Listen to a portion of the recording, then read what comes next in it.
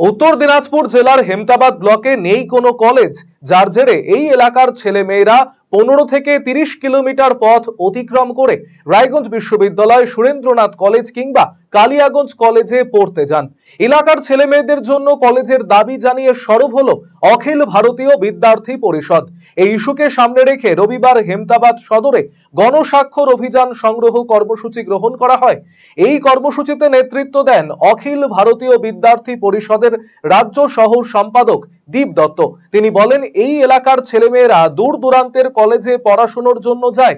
ভাড়ার টাকার অভাবে অনেক ছেলেমেয়ে কলেজের পঠন পাঠন সম্পন্ন করতে পারেন না, তাই হেমতাবাদে একটি কলেজ গড়ার দাবি জানিয়েছেন তিনি।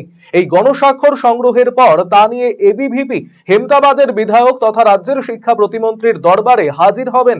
রবিবারের পাশাপাশি সোমবারও এই অভিযান জারি থাকবে।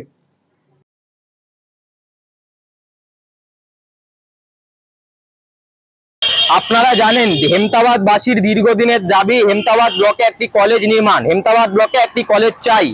আমরা দেখেছি কিভাবে হেমতাবাদ এবং এর সাথে সাথে রসনপুর, সমাজপুর, বাহারাইলের সাধারণ ছাত্রছাত্রীরা দীর্ঘ 15 কিলোমিটার থেকে শুরু করে 30 কিলোমিটার জার্নি করে রায়গঞ্জ বিশ্ববিদ্যালয়, সুরেন্দ্রনাথ কলেজ এবং পেছনে কালিয়াগঞ্জ কলেজে পড়াশোনা করতে যায় এবং ভাড়ার টাকা কুলোতে না পেরে মাঝখানে পড়াশোনা বন্ধ করতে বাধ্য হয়, পাঠদান বন্ধ করতে বাধ্য হয়।